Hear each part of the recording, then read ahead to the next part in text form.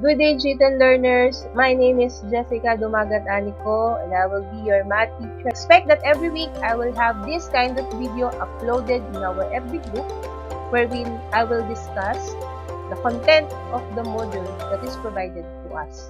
So for today's lesson, we have sequence. So for our objective for this lesson, at the end of the lesson, the learner, that is you, will be able to recognize sequence of its next terms. So you are going to choose a sequence that is observable in the environment, and lastly, appreciate the importance of sequence in our daily lives. So hopefully we can achieve these objectives at the end of the lesson. Looking at the screen, are you familiar with these toys or this colorful item? Okay, probably when you were a child, you were able to possess this kind of toys, no? A puzzle pieces or blocks, Lego blocks like that. So you have encountered sequence in your life unconsciously. Okay? And probably you have created a sequence such as this. So you have the triangle, the oval, square, then a triangle, and another triangle, then an oval, and a square. So that is an example of a sequence. Simple as that. So if we're going to extend or expand the sequence that we've shown in this slide, probably we will have another set of a triangle, an oval, and a square, and another set of a triangle, an oval, and a square, and so on. So that is a sequence. Let's try sequence with numbers. We have learning task 1. I will read the problem. An old woman is overweight. Her doctor told her to decrease 35 kilos. If she lost 11 kilos on the first week, 9 kilos in the second week, and 7 kilos on the third week, and continues to lose at this rate, how long will it take her to lose 35 kilos? So let's fill out the table below to get the answer. We have two rows. First row is for the week, and second row is for the weight loss. And based on the data in the problem, we have identified that on the first week it is 11 kilos that the old woman weight loss, and on the second week it's 9, the third week it's 7. So, analyzing the given data, we can identify that the fourth week loss or weight loss is ilan po? Okay, we have 5. Yan. 5. So, bakit 5?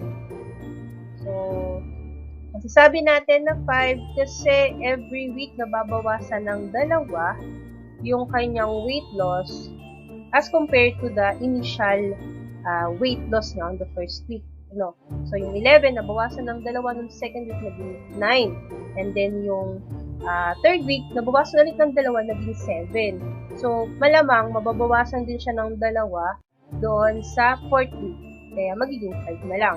Sa fifth week kaya, kung ganun yung magiging rate ng pag-loss ng weight niya, ilan na lang kaya ang maluloss niya on the fifth week? Okay, it is 3 kilos na lamang. Yan. On the 6th week, hindi na natin siya nasama. On the 6th week, 1 kilo na lang. Tinamad na siyang mag-exercise. Okay? Okay. So, paano natin makukuha yung sagot? Ang tanong po is, how long will it take her to lose 35 kilos? So, we're going to add kung ilang kilos na ang nabawas niya. So, 11 plus 9 plus 7 plus 5 plus 3 plus 1. Ilan kaya yun? So, kung tatanggalin natin yung week 6, we can have 35 kilos exacto for the past 5 weeks. It will take her 5 weeks to lose 35 kilos. Okay. And that is an example of a sequence. 11, 9, 7, 5, and 3. Sequence siya, nababawasan ng 2 ang bawat number. Okay? Madali lang, no? In this part, while you are watching this video, think of situations wherein patterns can be applied.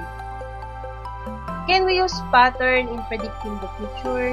Malagay nyo. Or in solving real-life crimes? Can we use the data of the past crimes to predict when and where crimes might occur? How about volcanic eruption? What pattern can we use to predict, especially the big one? When will it happen? Can patterns and sequence help us to identify the date that it might occur? How about in playing basketball? How about in cooking foods? How about in solving the resistance of a resistor? How about voltage, electrical wiring? In your makeup application, in the fabric that you will cut, and the clothes you will wear, and other stuff. So, can you think of a situation wherein these patterns and sequences can be applied?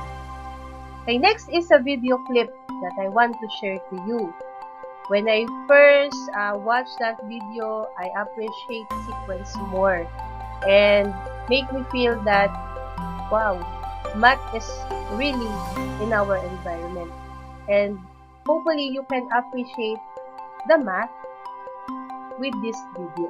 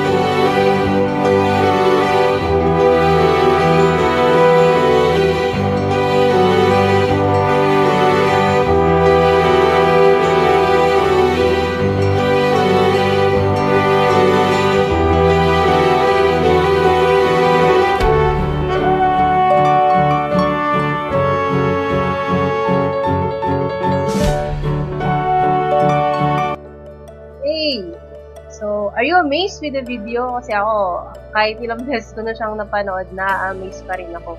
And I was like, wow! Diba? Environment has its patterns. The birds, the bees, the insects, the flowers, the leaves, and everything in between have patterns. Galing, diba? So, we are living with an environment full of mathematics actually. Okay.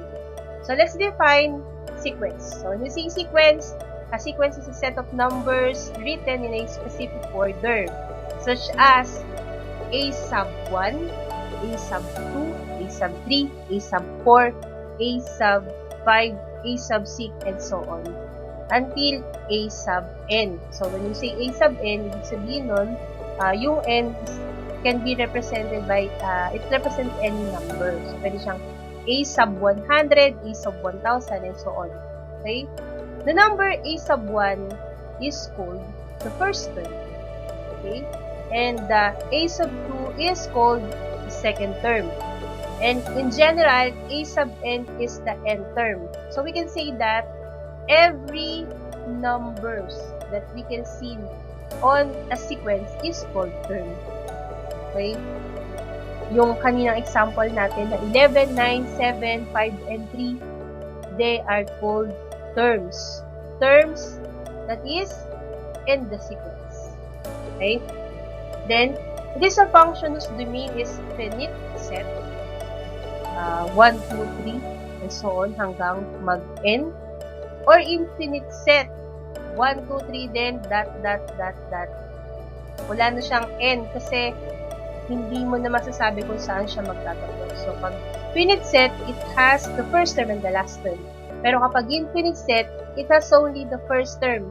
Yung last term, hindi siya masasabi. Okay? So, the 3 dots na nakikita natin during the showcase of infinite term, we call that ellipses. So, ibig sabihin, we cannot identify how long will it take before the end, or wala talaga siyang katusan. So, that is the definition of sequence. As we've said a while ago, finite sequence is sequence with last term, while infinite sequence is sequence without last term. Examples. Finite sequence. So, we have 13, 15, 17, 19, 21, and ellipsis 27. It is a sequence that you will add 2 in each term. So, ganun yung sequence na nadadagdagan ng dalawa ang bawat terms. Okay. May mga kasunod na terms. Then, next is 1, 1, 2, 3, 5, 8, and 13. So, again, that is a finite sequence because it has a last term. Okay. Paano siya naging sequence? So, this is called the Fibonacci sequence, wherein provided yung first 2 terms, which is 1 and 1, tapos i-add para makuha yung susunod na term. So, 1 plus 1 equals 2. Then, ganun ulit. Yung sinundang dalawang number, ang i-add para magtama doon sa susunod na term. So, 1 and 2 is equals 3. And 2 plus 3 is equals to 5. 3 plus 5 is equals to 8. And 5 plus 8 is equals to 13. If you will recall, yung series na or yung sequence na yan was shown on the video sa simula pa lang. Because Fibonacci sequence is one of the most known sequence na nangyayari sa environment natin. Okay? So, explain ko yan sa mga susunod na discussion.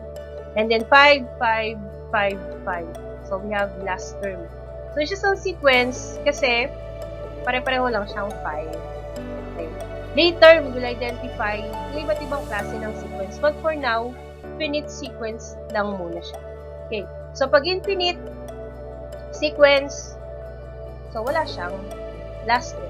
Like this example. So, 3, 5, 7, 9, 11, and then ellipses, 1, 1, 2, 3, and 5, then ellipses, then 1, negative 1, then 1, negative 1, and the ellipses. So, you can identify that that is those are infinite sequence.